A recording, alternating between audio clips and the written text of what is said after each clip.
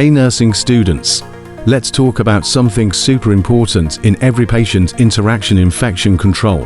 Because no matter what unit you're on, or what kind of patients you care for, preventing infection is part of your daily job. What causes infection? It all starts with microorganisms, tiny living things you can't see without a microscope. Most are harmless and even helpful. These are called normal flora. They help us digest food and protect us from harmful microbes. But some microorganisms are pathogens, the troublemakers.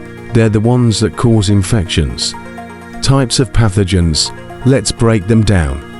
Bacteria, one-celled organisms, can often be treated with antibiotics, but some are resistant. Viruses, tiny parasites that live inside your cells. They're harder to treat, and antivirals are limited. Protozoa, single-celled animals found in water. They can cause stomach issues. Fungi, think athlete's foot or yeast infections, treated with antifungals, creams, pills, even IVs. Helminths, parasitic worms that live in the G-tract, treated with anti-parasitic meds.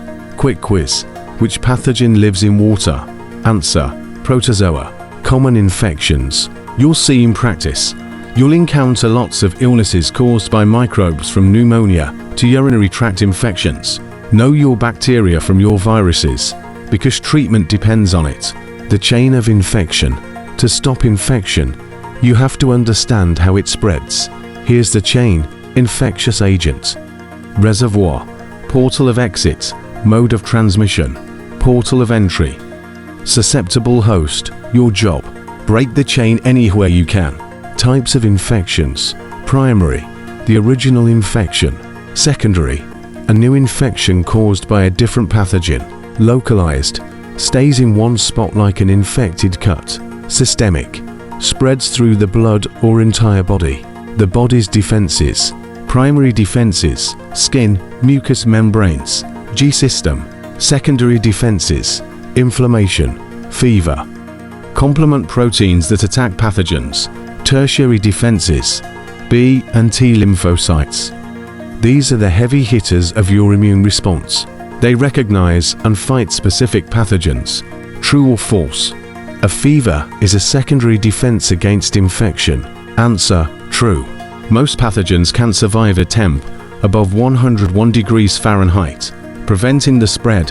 Medical asepsis, also called clean technique. This includes hand hygiene, keeping the environment clean, wearing gloves and PPE, following standard and transmission-based precautions. Wash your hands before and after patient contact, after removing gloves when visibly dirty, after using the restroom or returning from break. Transmission-based precautions. These kick in when patients have communicable diseases, airborne, tiny particles float, think TB or measles, droplet, larger droplets from coughs or sneezes like flu. Contact, touching the patient or contaminated surfaces. Don't forget, patients in isolation still need emotional support. Talk to them. Ask if they need anything. Don't act grossed out. Surgical asepsis, sterile technique. This is about being 100% free from all microorganisms. You use sterile technique when entering a sterile body cavity, handling open wounds, performing invasive procedures. Sterile items must stay sterile. That means don't touch with bare hands. Don't reach over the field. Don't turn your back. Only sterile plus sterile equals sterile. Sterilization methods: autoclaving, steam under pressure, boiling, kills most organisms, but not spores. Ionizing radiation, for plastics and sutures. Chemical disinfection, for heat-sensitive equipment. Gaseous disinfection, kills pathogens on delicate items. Which method kills pathogens on sutures and plastics? Answer: ionizing radiation. Sterile field guidelines. The outer 1 inch is considered contaminated. Anything below the table surface equals unsterile. Wet or damp field, it's no longer sterile. Always check expiration dates and sterilization tape. Sterile technique in different settings. In hospitals, Sterile technique is strict, especially in ORS and ICUS and ICU. In homes, clean technique may be used instead. In long-term care, sterile technique is still important due to infection risk. Who can perform sterile procedures? Only licensed nurses, certified nursing assistants, CNAs, are not allowed to perform sterile procedures. If a patient is unstable or needs a complex sterile task, you're the one responsible. Final takeaways.